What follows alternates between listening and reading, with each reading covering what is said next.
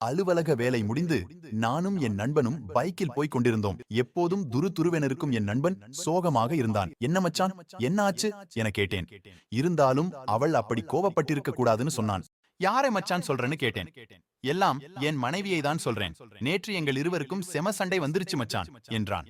அவன் சொல்லிக் கொண்டிருக்கும் போது நான் என்னவளிடம் பேசி இன்றோடு 5 நாட்களாகிறது என எண்ணிக்கொண்டிருந்தேன். உடனே அவன், என்னடா ஆச்சு? ஒண்ணுமில்லவா, போகலாம் என்றேன்.